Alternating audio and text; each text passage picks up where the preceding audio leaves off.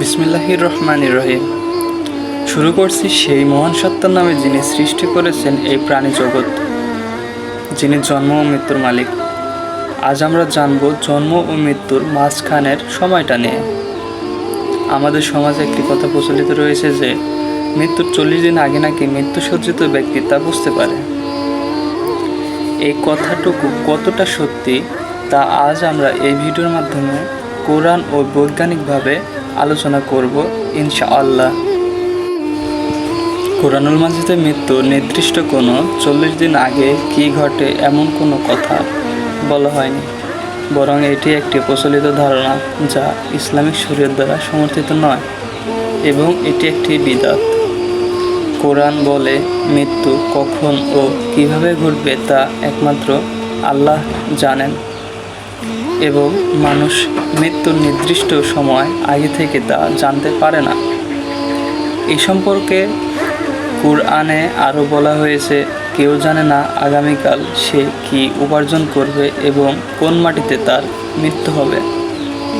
আল্লাহ ছাড়া কেউ জানেন না কখন ও কীভাবে জীবের মৃত্যু হবে। এই বিষয়টি নিয়ে বৈজ্ঞানিকভাবেও প্রমাণ বা প্রতিষ্ঠিত নয়। ধর্মীয় ও সাংস্কৃতিক ধারণা অনুযায়ী অর্থোডক্স ঐতিহ্য বলে আত্মারা মৃত্যুর 40 দিন পর ঐশ্বরিক বিচার লাভ করে থাকে। ইসলাম ধর্ম বলে এই ধারণার কোনো ভিত্তি নেই। নির্ভরযোগ্য হাদিস অনুযায়ী মৃত্যুর পর আত্মা যখন ফেরেশতার হাতে চলে যায় তখন ফেরেশতারা তাকে একবারও ছেড়ে যান না। বৈজ্ঞানিকভাবে মৃত্যুর শারীরিক কিছু লক্ষণ দেখা যায় বা যেতে পারে, তবে তার সাথে 40 দিন আগে টের পাওয়ার ধারণার কোনো সম্পর্ক নেই। মৃত্যুর আগে শারীরিক লক্ষণগুলির মধ্যে লক্ষ্য করা যায় ক্লান্তি, অর্থাৎ শরীরে রক্ত সরবরাহ কমে যায়, ব্যক্তি ক্লান্ত হয়ে পড়ে এবং অনেক ঘুমায়। শ্বাস প্রশ্বাসের পরিবর্তন, শ্বাস প্রশ্বাস অনিয়মিত হয়ে যায়। ত্বকের পরিবর্তন, ত্বক স্পর্শে ঠান্ডা হয়ে যায় এবং খুব ফ্যাকাশে হয়ে যেতে পারে।